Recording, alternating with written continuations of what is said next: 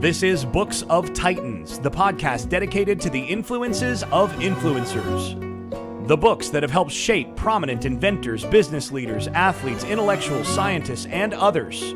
We'll talk about what makes these books such classics and at least attempt to have an intelligent discussion about what makes them so important and influential. Hello, this is Eric Rostad coming to you right outside of Nashville, Tennessee. Today I'm going to cover The Lessons of History by Will and Ariel Durant. This is book 49 of 52 from my 2019 reading list.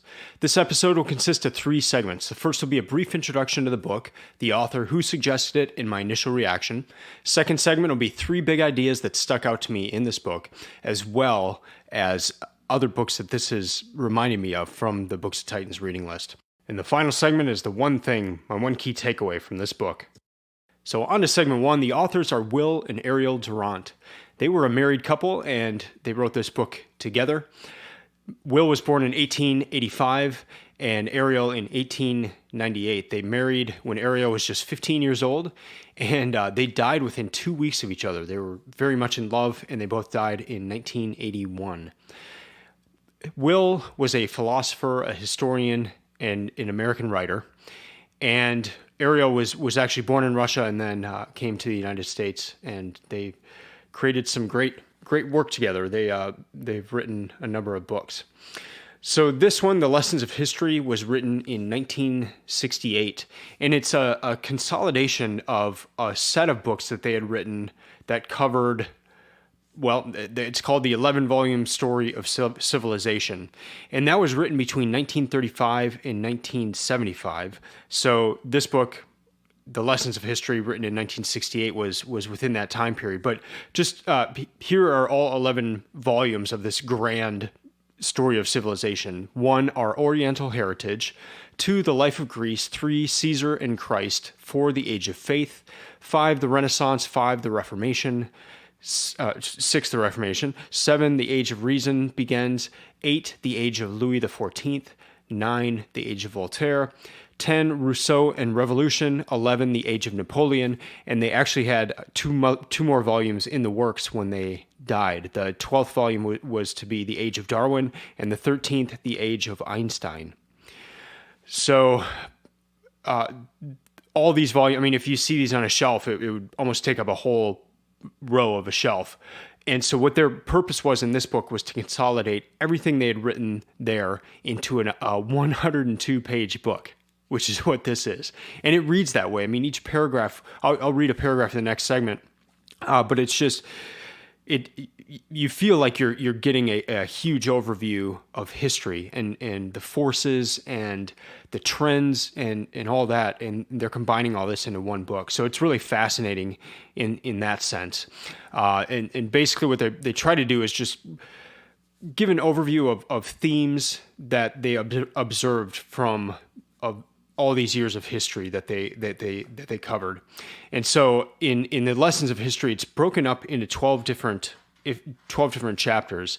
And they cover issues of geography, biology, race, character, morals, religion, economics, socialism, government, war, growth and decay, and progress. As for who suggested the book, it was Naval Ravikant, Ray Dalio, and Howard Marks on different episodes of the Tim Ferriss Show podcast. So it's been suggested quite a bit. I've seen it all over the place. I've seen a lot of people reading it, and because it is such a short book, it's one that I got through it in a couple days. It's one that it's just got a quick read and a good book, a good overview of a lot of history. This book's actually won the Pulitzer Prize too for general nonfiction in 1968. As for when I read it, I just read it this past month in November 2019. I read it from November 3rd through the 4th, so just over 2 days, a 2-day period. It's a 102-page book, as I mentioned. It's so that was 51 pages per day. It took me 2 hours, 42 minutes, and 27 seconds in total, about 1:36 per page. I read this while on a business trip, so just kind of in spurts, a lot of it in the airport and traveling and on the plane. And so quick read, but I also found that when I was preparing for this episode, I had a hard time remembering what I read in this one because I was kind of in flux and traveling and, a lot going on in terms of listening for flights and all sorts of stuff that I kind of had to reread it again just in preparation for this episode. And that wasn't too bad because it is such a short book. My initial reaction, it connects to a lot of the other Books of Titans books, and I'm glad I read those before this one. But that was neat to see. A lot of things that stuck out, like kind of my key ideas from a number of other Books of Titans books. I saw those same things written about in this book, and I'll highlight that in segment 2. But I always like seeing that, and it just kind of reinforces those ideas. So it's packed. This book is packed full. Each chapter is a lot of information in each chapter. It really makes you think, but it is a quick read, and the connection points were really neat. And then it's one of those books that offers you a framework for looking at grand arches of history or grand trends, major things to look for, maybe kind of 2 different systems to look for within a country, and just even identifying that can kind of help you understand where that country was at that particular point in history, how that led to something else. And so I really appreciate these books that give you these frameworks for history, because they allow you to approach history, one part of history within a bigger narrative. And so that's very helpful just in approaching history in general. I'd say Guns, Germs, and Steel is another book that does that very well, and just kind of helps you place different things in history. As for who should read the book, if you're interested in that kind of thing, of getting a framework, helping you understand different parts of history, this is a very powerful book in that sense, and a powerful way to look at the history in those different sections I mentioned, where it's race, biology, morals, religion, economics, government, war, giving different groups for those things. And then just also for who should read the book, if you're interested in a broad view of history, kind of a consolidated look at 5,000 years of history. Quick read. I mean, it's 3 hours, 2 to 3 hours. You should be able to get through this one and get a pretty good overview of the last 5,000 years.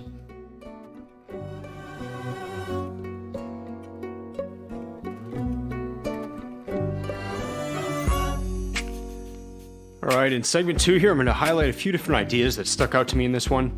First one is the concentration of wealth. I want to read this paragraph. I also want to read this paragraph just as an example for the type of paragraph you come across in this book. So here we go. This is from page 55. Since practical ability differs from person to person, the majority of such abilities in nearly all societies is gathered in a minority of men. The concentration of wealth is a natural result of this concentration of ability and regularly recurs in history. The rate of concentration varies, other factors being equal, with the economic freedom permitted by morals and the laws. Despotism may for a time retard the concentration. Democracy, allowing the most liberty, accelerates it. The relative equality of Americans before 1776 has been overwhelmed by 1,000 forms of physical, mental, and economic differentiation, so that the gap between the wealthiest and the poorest is now greater than at any time since imperial, plutocratic Rome. In progressive societies, the concentration may reach a point where the strength of a number in the many poor rivals the strength of ability in the few rich. Then the unstable equilibrium generates a critical situation, which history has diversely met by legislation redistributing wealth or by revolution distributing poverty. End quote. It's just a good paragraph. First, it tells you that the concentration of wealth is a natural result. It happens all the time. It has happened throughout history, irrespective of type of government, type of system set up. It's going to happen. And then at some point, it's going to hit a critical mass, and it's either going to be redistributed through legislation, the wealth will be redistributed, or there's going to be some sort of a revolution, and that will lead to more poverty. So just a interesting thing, and I guess a good reminder as these ideas come up a lot now in political discussions and with a presidential election coming up. It's a good reminder that these things have gone on throughout history. In fact, there's one of my favorite chapters in this book. It talks about China and China going back and forth between laissez-faire and government control of the economy. And we're talking like a few years into AD, so like around the time of Jesus Christ, and you've got China going one way for a while, and then the other way, and going through that history. It's just fascinating because I'll tend to have the idea that a lot of this is new, capitalism, or the discussion of should we go communism or should we go capitalist, in that kind of raging all over the world in different countries and different leaders being elected. But this has been going on forever. And just take one country, China, as an example, and see how they've dealt with it over their history, and what the government out of the way led to, and then what government control led to. And there's a lot of examples of that, and they go through that in this book. Another idea from the book that stuck out to me is this interplay between freedom and equality. I'm going to read a chapter here. Nature smiles at the union of freedom and equality in our utopias, for freedom and equality are sworn and everlasting enemies, and when one prevails, the other dies. Leave men free, and their natural inequalities will multiply almost geometrically, as in England and America in the 19th century under laissez-faire. To check the growth of inequality, liberty must be sacrificed, as in Russia after 1917. Even when repressed, inequality grows. Only the man who is below the average in economic ability desires equality. Those who are conscious of superior ability desire freedom, and in the end, superior ability has its way. Utopias of equality are biologically doomed, and the best that the amiable philosopher can hope for is an approximate equality of legal justice and educational opportunity. A society in which all potential abilities are allowed to develop and function will have a survival advantage in the competition of groups. This competition becomes more severe as the destruction of distance intensifies the confrontational states. A lot to unpack there, but basic idea is if you have freedom, it's going to lead to inequality. If you want to get rid of inequality, you will force things to where people will lose their freedom. So there's either or there, and as he says, for freedom and equality are sworn and everlasting enemies, and when one prevails, the other dies. Another idea that we discussed in a recent episode when we discussed Taleb's latest book is Chesterton's Fence, and this comes on page 36. He doesn't mention Chesterton's Fence, but it reminded me of that. He goes, so the conservative who resists change is as valuable as the radical who proposes it, perhaps as much more valuable as roots are more vital than grafts. It is good that new ideas should be heard for the sake of the few that can be used, but it is also good that new ideas should be compelled to go through the mill of objection, opposition, and contumely. This is the trial heat which innovations must survive before being allowed to enter the human race. It is good that the old should resist the young, and that the young should prod the old. Out of this tension, as out of the strife of the sexes and the classes, comes a creative tensile strength, a stimulated development, a secret and basic unity and movement of the whole. And end quote there. The idea of Chesterton's Fence is if you come across a fence, instead of going up to it and just saying, well, there's a fence in my way. This is ridiculous. I need to tear it down and get it out of the way. Before you do that, at least ask why the fence is there. Why did somebody build this before I was born? Why is this fence? Why is this idea? Why is this form of government? Why is this rule? Why is this law here? Before we just look at it and try to tear it away. Let's just at least consider first why it's there in the first place. Now, just want to connect this book to other books that have been in the Books of Titans reading list. And the first is Factfulness by Hans Rosling. I read that one this year. It was one of the most impactful books. And this book talks about birth rates decreasing with advances of industry, urbanization, education, and standards of living. And that's pretty well known, but in Factfulness, Rosalind gives a lot of different examples of that, and then it's also mentioned in this book.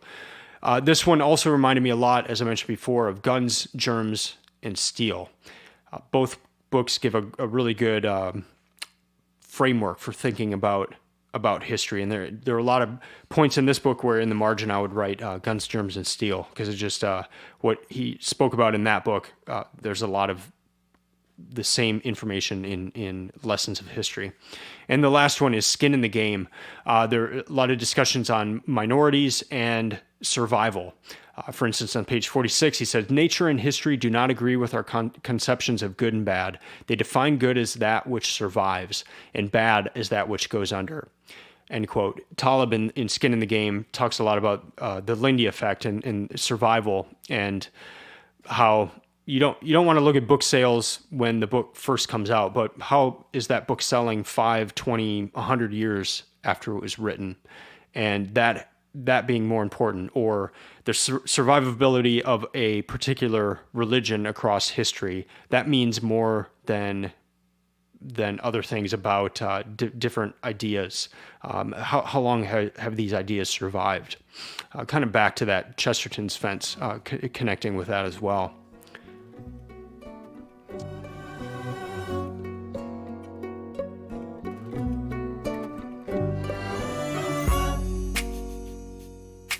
Now on to segment 3 and the one key takeaway from this book. It's this statement: in the last 3,421 years of recorded history, only 268 have seen no war. I'll read that again. In the last 3,421 years of recorded history, only 268 have seen no war. This ties in with another paragraph, this one on page 86. The general smiles. You have forgotten all the lessons of history, he says, and all that nature of man which you described. Some conflicts are too fundamental to be resolved by negotiation. And during the prolonged negotiations, if history may be our guide, subversion would go on. A world order will come not by a gentleman's agreement, but through so decisive a victory by one of the great powers that it will be able to dictate and enforce international law, as Rome did from Augustus to Aurelius. Such interludes of widespread peace are unnatural and exceptional. They will soon be ended by changes in the distribution of military power. You have told us that man is a competitive animal, that his states must be like himself, and that natural selection now operates on an international plane. States will unite in basic cooperation only when they are in common attack from without. Perhaps we are now restlessly moving towards that higher plateau of competition. We may make contact with ambitious species on other planets or stars. Soon thereafter, there will be interplanetary war. Then and only then will we of this earth be one. End quote. Just kind of a funny quote there, but a lot of wisdom in there as well, and consolidation of history. And it just struck me that of all those years of recorded history, and again, this was written in 1968, so we have another 50 years almost, or over 50 years, which have included quite a bit of war as well. We've only seen 268 of those without war. So to recap this book, short and concise. I wanted to keep this episode short and concise as well, because I want you to read this book. I don't want to give too much of it away, but it is an important book. It's a good one for developing and establishing a framework to think about history, and it's packed full. In these paragraphs I read for this episode, there's so much in each paragraph. It really is a consolidation of all the information that they gathered and wrote about over those 40 plus years writing about history. So I encourage you to read this one. And that's going to do it for this episode. Thank you for listening. I'd love to hear from you. I started this project because I wanted to connect other people who are reading the same books, or people who had books to suggest as well. So feel free to email me at eric@booksoftitans.com. That's Eric with a K, so it's ERIK @booksoftitans.com. Let me know what you thought of this episode or other episodes, or even what you're reading. Follow Books of Titans on Instagram or Twitter @Books of Titans. And also check out the website, booksoftitans.com. I have a ton of resources there to help you find books and to create a reading list. I also just released my 2020 reading list of 52 books.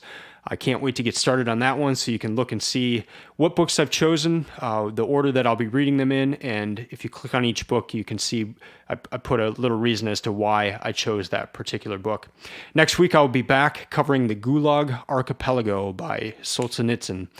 This one, I'm reading it right now, and it is intense.